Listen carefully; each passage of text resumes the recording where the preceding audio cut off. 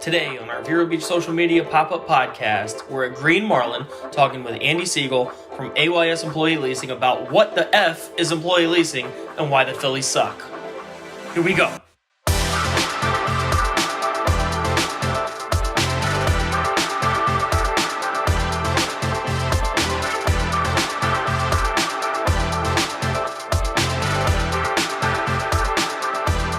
All right. We're here with Andy Segal for episode 2 of our pop-up podcast. We're at Green Marlin, and big thank you to Lou for letting us set up back here in the back room. But again, Andy Segal, owner of AYS Employee Leasing. Andy, thanks for coming out, man. My pleasure. All right, so why don't you introduce yourself and do that. All right, well, you already took the wind out of my sails by telling everybody who I am. So, grew up, born. Should I go all the way back? Yeah, man. All right. We have no time limits on this. Excellent. That's the beautiful thing about podcasts. Excellent. So I'm from the great Northeast town of Philadelphia. With the great? Yeah. Okay. Yeah, I mean, just not for like sports or living or life. Oh, I mean, okay. Other than that, it's the great. It's really good in history, I suppose. Excluding all the important things, it's the greatest town ever. Yeah. From a history standpoint, we've made a footprint, and we'll live and die by it. So Ben Franklin was a pretty good guy. So moved down to Florida in 1984. This year I was born. Oh yeah? Yeah. That's pretty frightening. So What were you, like 40? no, that's when I graduated high school. So I went to junior high school here, which is now the Freshman Learning Center only. So 8th and 9th grade over there, and then 10th, 11th, 12th through Vero Beach High School. Graduated there, went to IRCC, which is no longer in existence, which, for those who don't know, is Indian River Community College, now IRSC. Went one full semester, started my second semester and left the day after. I couldn't get my money back. And moved to Northern Ireland, where I was engaged to an English girl, and moved to northern England about a year, got married, and was there about a year and a half, and came back to the States. Started working in a family business, At Your Service, which was a temporary employment agency that my mother owned and started here.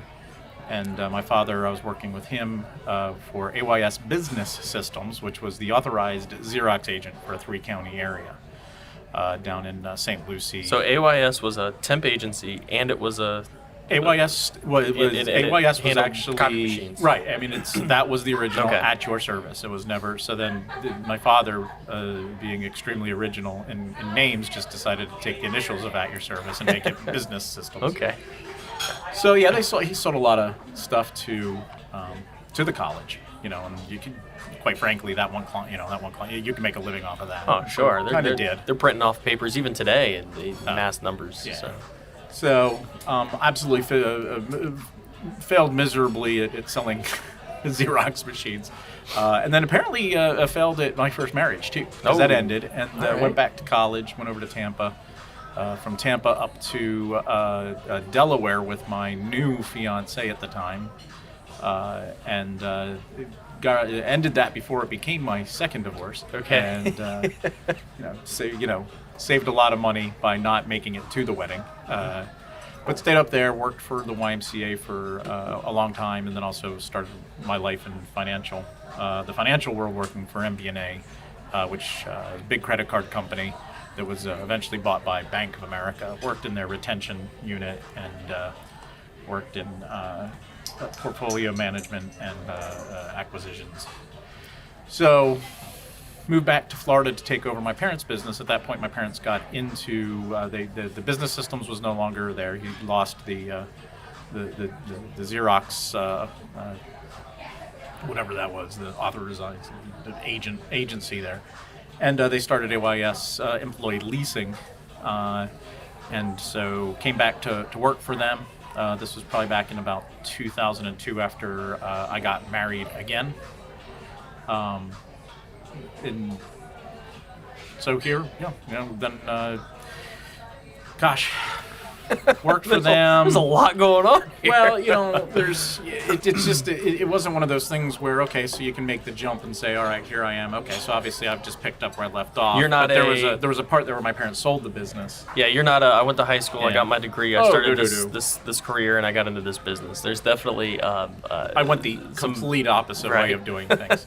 So, but I mean, even in the AYS world, it's not something that I started and then just morphed and took off. Like I said, my parents sold the business. The people that bought it defaulted on it. We had contracts that they pushed us out 8 months into 3-year contracts. It was a real lovely legal battle, and by the time we actually got the business back, we got the business offered back to us. It was 1/7, 1/8 the size of the business. Oh, what do we got? Tuna bomb. Tuna bomb. Oh, man. If you like sushi, this is the bomb. And if you don't, then you let Andy eat it all. Well, but yeah. So I tried doing some stuff. I did a sports magazine for Indian River County. That didn't quite take off because it was in 2007, right when the recession pretty much started at that point. This is a delicious piece of food. And then we kind of got back into doing, the things that I knew how to do, and that was this business, Employee Leasing, helped start HR Dynamics here in Vero. Realized that the gentleman who started that, who offered a partnership in it, never actually wanted to be a partner. So that's when I went off on my own, started brokering employee leasing services. And at that time, AYS didn't exist. No, AYS had stopped existing. Gotcha. And that guy had a little chink in his business plan, which apparently was go to jail. And yeah, I'd say that's going to hurt your business. Yeah, I don't know how you necessarily work through when that. you play Monopoly, I don't know if you do this, but like when you go to jail, you don't collect rent on the properties you own. Do you play it like that?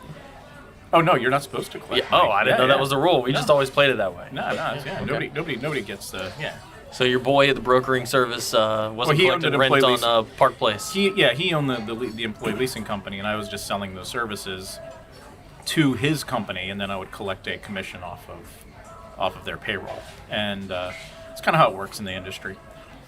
Gotcha. And then when he went under, or was about to go under, it was a matter of, do I move my services to somebody else and keep doing this, or do I just start this back up again? And I control my own my own destiny. Right.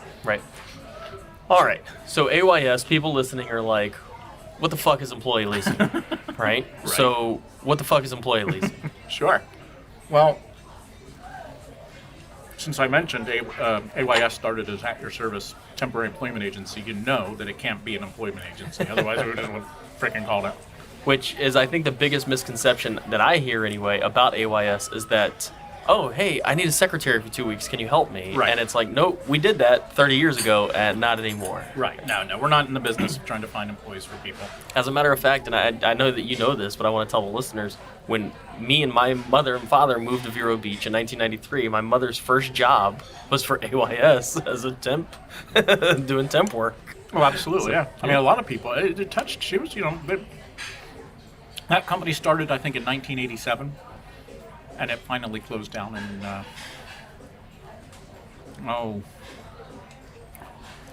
think 2007. It was right at the... Oh, wow. Yeah. Oh, man, okay. 20 years. Mm-hmm. Gotcha. Yeah, so, okay. So we've cleared that out. AYS is not a temp agency. It's not it's not where you go when you need somebody for a couple of weeks. Right. But so what is it? And again, I know what this is. I think, I know, yeah. But in layman terms, right? Yeah, we've used Andy since day one, and Andy was actually my very first client when we got into digital advertising. So I do think that's a special shout out and a footnote that we should have in this. But explain to people in layman's terms what employee leasing is. Okay, so I have employees and I want to pay them in payroll, but why? The best what way am I doing with you? The best way to explain it to somebody is that you're going to take your employees that you have already and fire them all on paper, just on paper. Mm-hmm.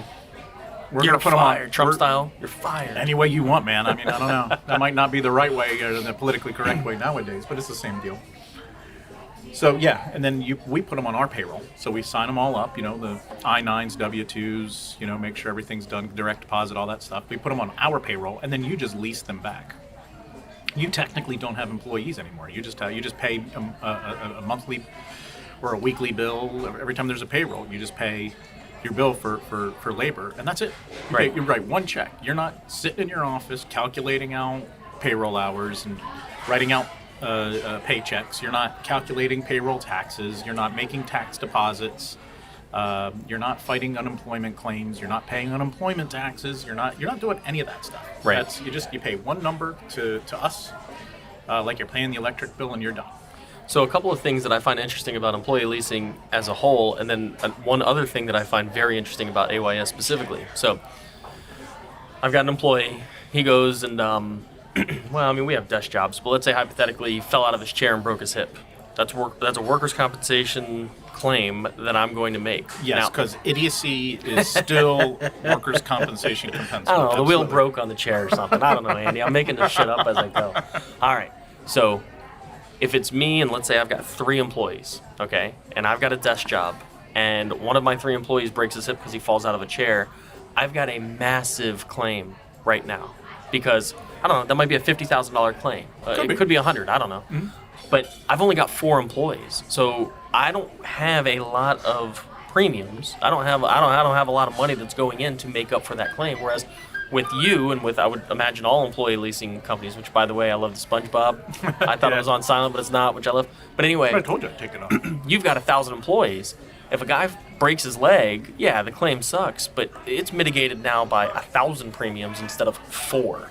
And I think that's, and so ultimately, you're saving money by getting unemployment or workers' comp insurance with somebody that has 1,000 employees instead of 4.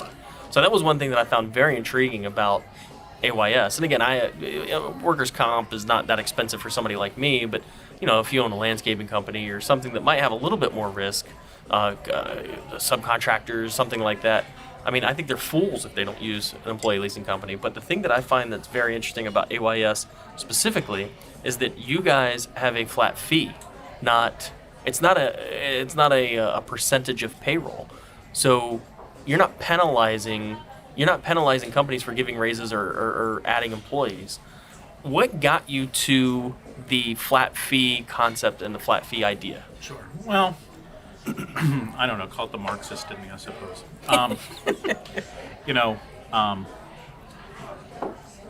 It doesn't. I can make a very good and comfortable living in my company, in my industry, and I make it up with just the number of employees, and if I treat everybody right, So let me just take a step back. Nobody knows. I'm being real cryptic at this point. Most of my competition, when you're in employee leasing, they will calculate your fee by looking at your total gross payroll and then multiplying it by a percentage. Sure. And so obviously, as that gross payroll amount changes for the week, so does your administrative fee because it's a percentage. So every time you give somebody a raise, every time somebody works overtime, anytime you add more employees, and that gross payroll number goes up, your fee to the employee leasing company goes up. And there's just something inherently that I felt really just it doesn't cost me any more money to put in a different number, right? Because that's all I'm doing. Look, if it took me extra man hours to handle more payroll coming in, then I could justify the reason why you would have to increase that number. Sure. And I'm not trying to be Robin Hood. I'm not trying to be Mr. Rip open my shirt and have an S on it. Although my last name's Segal, so it'd be appropriate. That'd be really cool.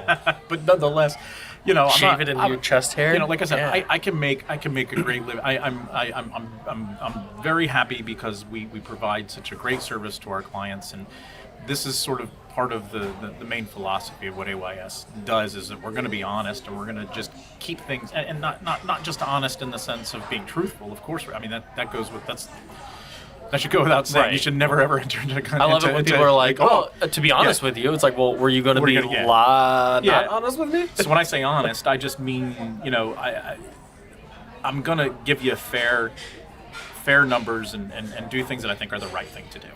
And I just, like I said, I've never found where I could, if I had a client come to me and ask me, hey, how come I got 3 guys who had overtime this week, and it kind of busted my butt a little bit to have to pay them all that extra money. What did you do that I had to pay that? I don't want to have to answer that question and say, oh, I'm a greedy bastard. So how do the other guys do it? And we won't name any of their names, but I mean, how do these other employee leasing companies or payroll companies do it? Like, how do they explain it off? I would assume that they would just say it's the cost of doing business. You know? Yeah. The reason they come up with a certain percentage of payroll is what they'll do is they'll take your payroll number at the beginning of the year. Like, you and I are sitting down, and I'm like, all right, you want to be a client? How much money? How much? What's your annual payroll? And you're going to turn to me and say it's $250,000 a year. I'll be like, all right, so I want to make X number of dollars. So I'm going to take that X number of dollars, divide it into 250,000. Figure out what that fee is. And then that's what your percentage of payroll is. Right. So they'll come back at you and say, well, that when you started, you said you made 250, and so we needed to make X amount of dollars. Right. They may tell you, look, at the end of the year, let's see where you're at. I know you had the overtime this week and that or whatever, but let's see where you're at. If you're at that 250, then we can make adjustments, but it's a matter of just pushing it under the rug, and you never really get to that point where you're giving an adjustment. It's just a math trick. It's the fee is the fee, and they're putting it in a percentage. It's Common Core. Right. What's the new math? It just doesn't, I don't know, like I said, it just doesn't fly with me, and look, this industry's been around for, close to 50 years. And there's other companies, and they're doing great, and they're making wonderful, a huge living and providing a lot of jobs for people, and that's great, so it works. But just for me and my company, that's just not what I just don't do that. That's just something I don't believe in. Gotcha. So we've been talking here for 15 minutes, and we haven't brought up what I want to bring up, which is marketing, baby. Of course. So. All right, we know what you do. We know how you got there. We know how employee leasing works for the most part. So how do you get clients? I use you. Well, I should be asking you that question. Right. Okay. Well, before you got me, you guys have been in business for a while. You started working with me, I don't know, about 4 years ago, 5 years ago, 6 years ago, 7 years ago. What were you doing to get clients? Well, we got a lot of clients through word of mouth. We would utilize referrals from our current clients as well to, if they knew somebody else in their industries that they had family members, whatever, we treat you right, treat us right kind of thing. And sure, a lot of people like working. I mean, look, our clients seem to like working with us, so we'd like to think that the people they like would like to work with us too. I did a lot of networking events. That's actually how you and I met. That's through a networking event, me and I, And I believe in networking events because that's where you get to develop relationships and whatever, face to face. But there's also certain drawbacks there. It didn't really do a lot of to me, advertising was, just advertising in the newspaper. I tried doing the bus once. I don't know if I ever told you that story. You did tell me that story, and then they didn't put the ad up. The only time I ever found my ad on the side of the bus is when the bus was on the back of a flatbed tractor trailer being towed away somewhere because it broke down after waiting weeks and weeks and weeks for the ad to finally be on the side of the bus. But nonetheless, so it's.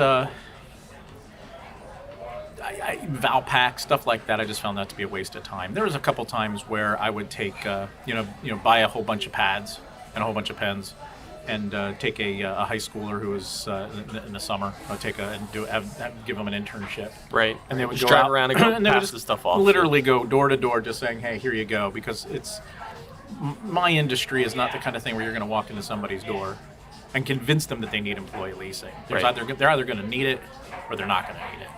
And so just by having my logo in front of them, I figure one day have a good, nice, robust, website that people can find. And so when they have the need, the name sounds familiar. When they have the need, that logo looks familiar. And then they'll call me. And we've had good, steady growth. So that actually leads me to my next question on the pad, which is why would someone switch payroll companies? So I'm using one of your competitors. I'm not leasing my employees. I'm doing my own payroll. I'm doing whatever.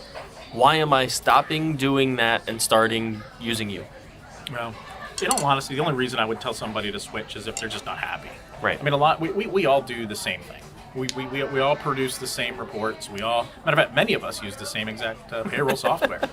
I mean, and somebody might ask, well then, hey, why don't I just buy the software? It's really expensive software. It's very robust, and my partner basically has been using it now for about 17 years. So we know the ins and outs of how it works and what to do and how to get the most out of it. So nonetheless, take that all aside. No, like I said, competitors do pretty much what we do. The difference is, look, if you're not like I said, if you're not happy, if you're not contacting when you contact people, yeah, I know. Oh, my hush puppies are here. Yeah. Hold that thought, Andy. Thank you. Yes. Well, she brought some money too. That's awesome. That's why Barenborg's here. Yeah, right. Yeah, I think we do. It's funny, we cleared off the table. And, yeah. Awesome. Thanks. No, you're good. You can put it wherever you need it. You're not in our way, I promise. Oh man, I can't wait. So I have the Cuban. We both have the Cuban. Yeah, just the difference is you got fries and I got hush puppies. Yeah. All right, we're carb loading today. Oh man. So basically, if you're not happy. If they're not happy, and there's there's things that we have that are like I said, that are different. Like I said, most of the processes are pretty much all the same. The responsibilities are all the same. We all use the same employment contract, or the employee leasing contract, which is a state standard, or pretty much a state standard contract, because we are licensed, so we have to have one. But the differences are, look, I'm the owner of the company.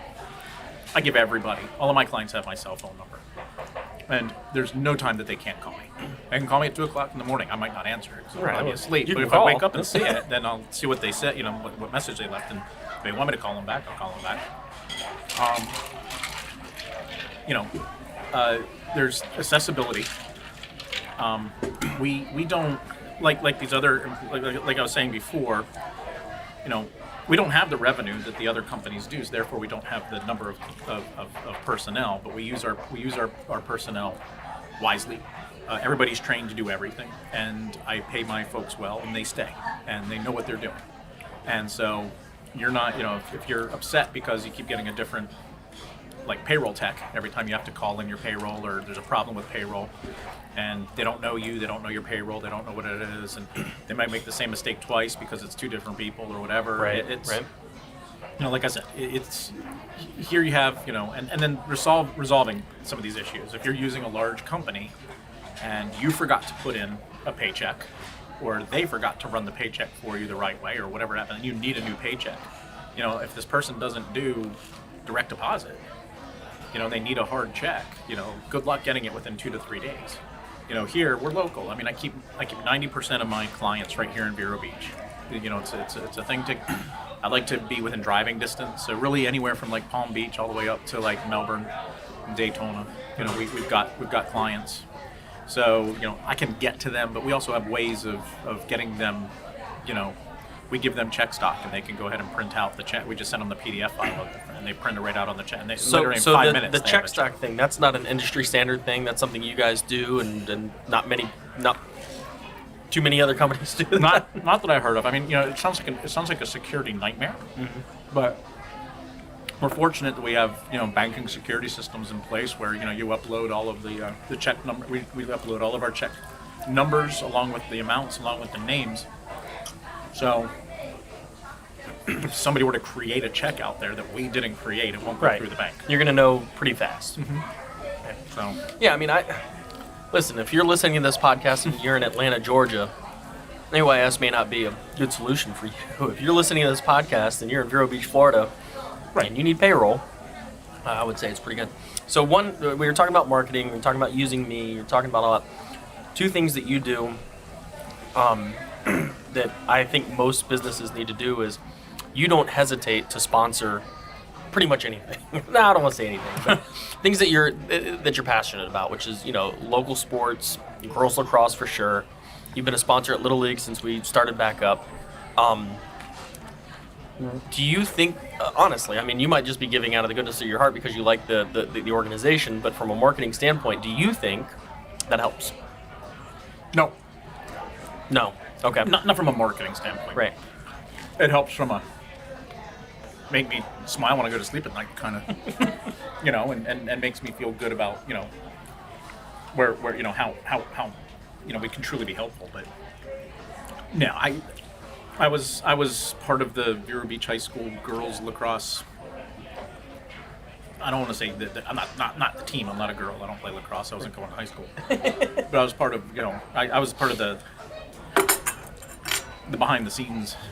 Did a lot of stuff. Was a booster president for a couple years. Did stuff. I mean, my daughter was 5 years old when I started doing that. So I wasn't doing it because of her. Right. There was a lot of fun, a lot of stuff that I liked doing. It was good for them. And of all the times that I spent money putting ads and doing things and and being around, honestly, I can tell you to this day, I've never had a single client come on board because of the work I did for them. I've never had anybody go to a baseball game and say, "Hey, I saw your banner out there and I wanted to call you and see if you're the one to do it." I mean, marketing. There's giving and then there's marketing, and so I've got my giving budget. No, I mean, there are a lot of people, though, that say, "Oh, I do tons of marketing. I sponsor this. I sponsor that. I got a sign out here. I got a sign out there." And it's like, I don't really know if that's marketing. I mean, again, who do I give to? I give to the organizations I support because it makes my heart warm and fuzzy. Right. That's really it. Yeah, I mean, listen, I've been in situations where I was on the receiving end of stuff, and I learned a long time ago from my father that you don't ever lend money to anybody. Okay? Know in your heart that the money you're going to give to that person, especially if they're a friend, don't ever expect it back. Right. And do it because it's the right thing to do. Yeah. And and that way you're not sitting there getting all pissy at one of your friends because they were never able to pay you back. If you know right up front you're not getting it back, if they don't pay you back, they don't pay you back. You're not upset. You're not worried about it. And in a sense, the same thing goes. That same philosophy, I carry that into my giving. It's Little League baseball needs something, and they need some money. Cubans are awesome. Man, it is amazing. Yeah, it's really good. Little League needs. Little Leagues, they need money to do something, and I'm the guy that's able to go ahead and help them do that because I'm at a place now in my life where I wasn't, 10 years ago. Sure. Then, man, that's the greatest feeling that I have. See, your father taught you that. My father taught me the opposite. He said, lend money to people you don't like, because then you'll never have to see them again, and that's all it costs you to get rid of them. Well, it's the backside of the same coin. So, that's nothing wrong with that advice either. But this Cuban is unbelievably good. They are, these when they put these on there, it's something to order. Just no matter if you had your heart set on something, some seafood because they do seafood really well, or whatever it is when you come in. If you see this on there, get it. It's my favorite thing that they serve. Right. All right. So let's talk about the marketing that we do for you. Okay. And I'm not blowing smoke. You are my favorite client for many reasons, but for one is you like to do goofy ads and goofy advertising and stupid stuff that, like, it's like Dumb and Dumber style comedy, and that's I don't know, right up my alley. So talk about that, why you like that, what you think that does for your company, and enlighten us, Mr. Segal. It goes to, I can't remember, and this is the perfect testimony in a sense for it. There's a TV commercial I kept seeing where the wheels kept falling off the people's luggage as they were walking through the airport. And it was really funny watching these people just whatever, and you just laugh at it and you remember it and you see it. To this day, I still can't tell you if that was like a Samsonite commercial or who that was for. But it was funny, and it was in a sense, obviously it was memorable. Like I said, it kind of loses the point when you don't know who it was. But to me, that's a branding problem at the end of the commercial, which we don't seem to have. But tell a funny story. Tell something funny. I don't expect my commercials. I don't expect my marketing, so to speak, to sell my services. I just want somebody to call me. Right. I want them to do that. So our commercials always have a point.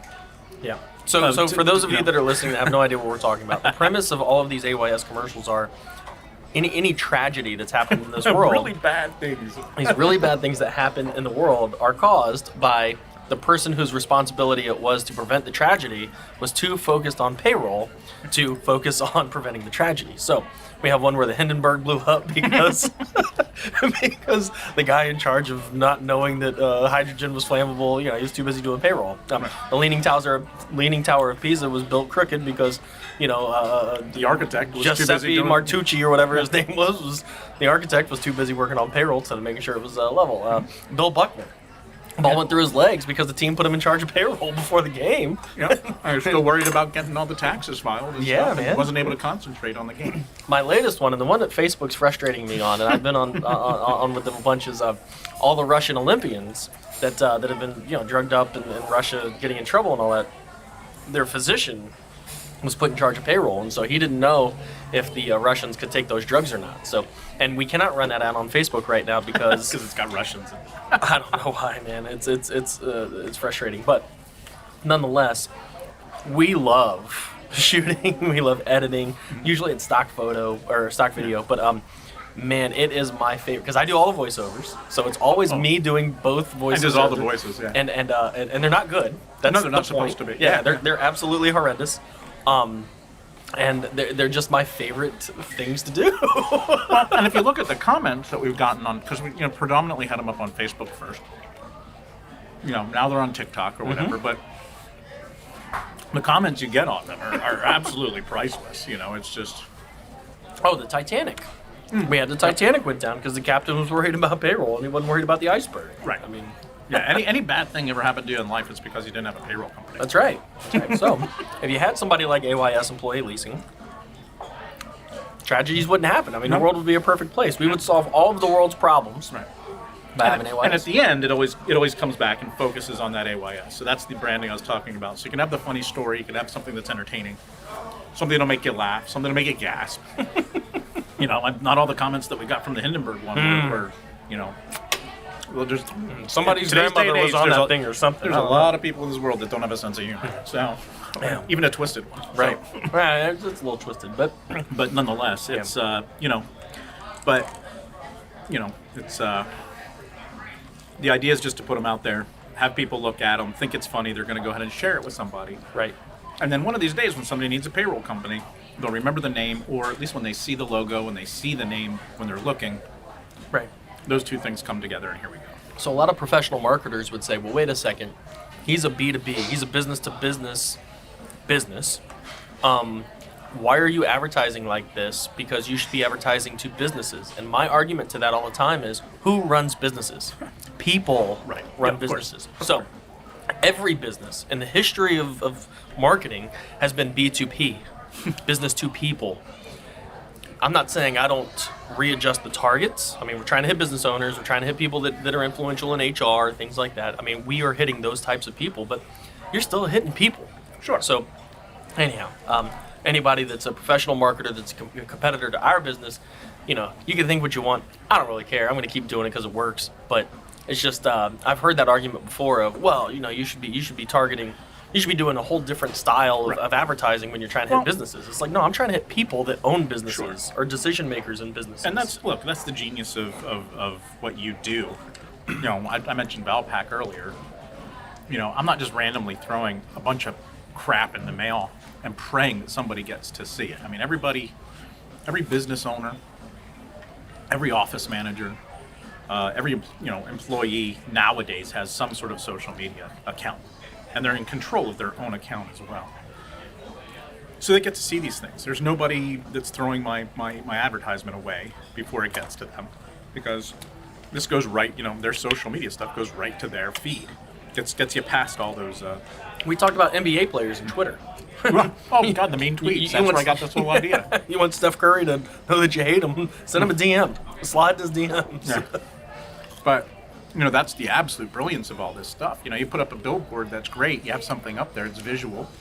Somebody will eventually see it, maybe, but you got to pray so many people drive by it. Right. This way you can sort of still hammer home the same thing and make sure that people are actually seeing it. Yeah. And then we had, as we mentioned before, that not on this, that like attorneys, they do really, they would benefit greatly because they have a higher gross payroll. And if you're getting charged a percentage of payroll, your administrative fee it was going to be so much higher than it Right, would if be they're for... spending $1 million a year and then they bring on another attorney at $300,000, it's like, all right, that's a huge jump. That's it, right, for one person, and you know, who loves that? Well, your employee leasing company's going to love that because they're charging a percentage of payroll. So us doing a flat fee, right, it makes a huge difference. And we did. For a while, we were targeting. We were targeting just people that were attorneys, that you know, and so maybe some goofy attorney ads. Sure. Now you got me thinking. Yeah. Objection, overruled. Oh, sorry, I was focusing on payroll. I didn't mean to even say that. Well, I think you'd have to throw that flat fee in there because that's a little bit of the hook for them. Otherwise, again, it's just keeping it out there. Right. Let AYS. I mean, there's a guy. Matter of fact, I think I got a lot of this idea from this legal guy who does these commercials. He's the Legal Eagle, and I mean, he's all over YouTube and stuff. They're the most ridiculous commercials. Brian Wilson, the Law Hawk. Law Hawk. That's Law Hawk. He's in Texas. Yeah. I mean, they're the craziest commercials, but people know it because. It comes viral because it's things like that. That guy's brilliant. I don't know how he's gotten those ads past the Texas bar. I mean, it's the Texas bar, so I'm sure it's like, I don't know, do what you want. But it's hilarious. I love that guy. Yeah, if you're searching YouTube or if you're watching this on YouTube, go find Brian Wilson, the Texas Law Hawk. He's amazing. But he's definitely a memorable guy. I mean, if I'm ever in trouble in Texas, I'm calling Brian Wilson. Well, sure. But it's just and it's those types of things that just. That stick out. I think people put too much stock in their marketing, thinking that their marketing is going to do everything for them. I mean, listening to people, especially if you listen to you go to your networking events and stuff, and everybody's telling you about their business card, and they want everything on their business card, and they want to have all, and they use they think their business. They're going to turn around and they're going to pull up their business card and give it to you, and you're going to be like, okay, yeah, give me 10 of those. Right. I need 10 of whatever it is that you're selling. This business card is so.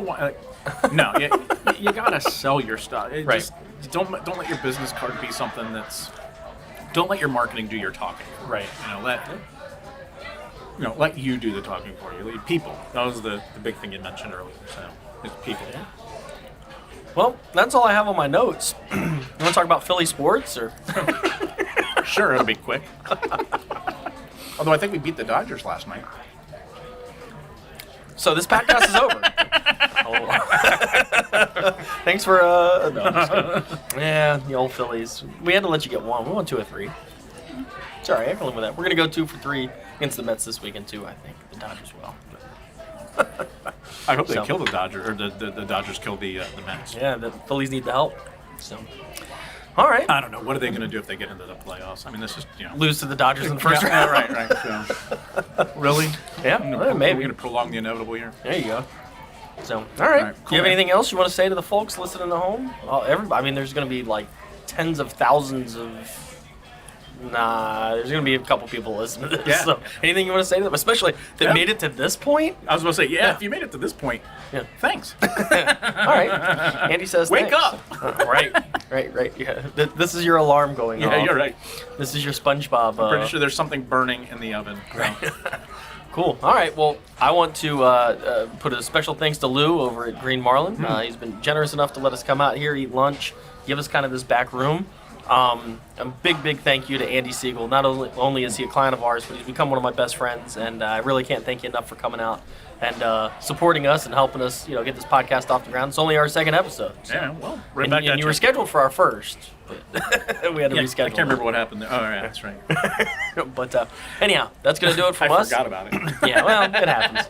So that's going to do it from us here at Green Marlin and Vero Beach. If you look for seafood, this is the place to go. If you're looking for payroll, employee leasing, AYS is the place to go. And if you're looking for marketing, give me a call. There you go. All right. Thanks a lot, guys. And we'll catch you next time.